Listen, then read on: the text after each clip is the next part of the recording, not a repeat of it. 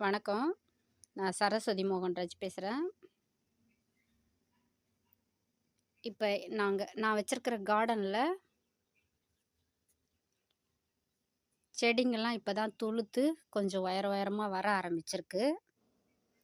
இதுக்கு முன்ன வந்து நான் 3 வருஷமா வச்சிருந்தேன். இந்த கேன்ல தான் மண்ணு போட்டு கோகோ பீட் போட்டு வச்சிருந்தேன்.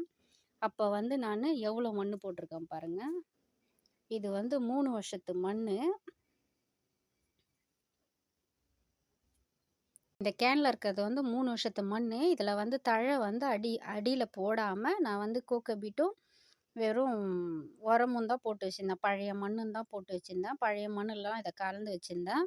இப்ப வந்து நான் இந்த கேன்ல வந்து மறுபடியும் வைக்கிறதா இருந்தா, தழை போடலான்னு சொல்லிட்டு, தழைச்சத்துக்காக இப்ப சேகரிச்சு வச்சிருக்கேன். இது வந்து காஞ்ச பூ, இது வேப்பந்தழை, இது வேப்பந்தழை.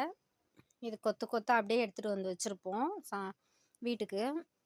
அத அப்படியே காய வச்சு உருவி கொஞ்சம் கொஞ்சமா வச்சிருக்கேன். இது வந்து மருதாணி தழை. ஒரு பக்கத்து வீட்ல வந்து வெட்டிட்டாங்க. அவங்க வந்து எடுத்துட்டு போ சொன்னாங்க. அதனோட தழை இது.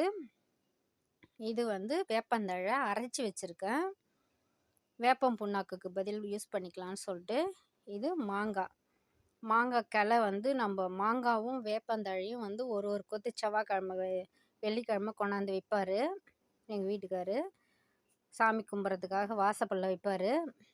அன்னைக்கு அதை எடுத்து அதுக்கு முன்னெல்லாம் நான் அடுப்பில் போட்டுருவேன். இப்போ வந்து காய வச்சு கேனில் போடலான்னு வச்சுருக்கேன்.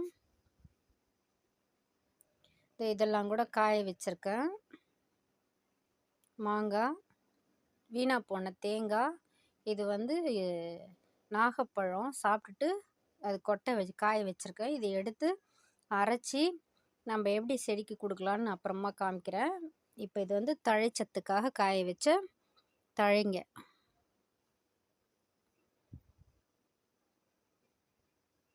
இது மாதிரி நீங்களும் தழைச்சத்தை போட்டுட்டு அடியில் ஓட்டை போட்டு கேனில் அடியில், அதுக்கப்புறம் கொட்டாங்குச்சி வச்சு தண்ணி போகிறதுக்கு வசதியாக தழையை போட்டுட்டு, அதுக்கப்புறம் நம்ம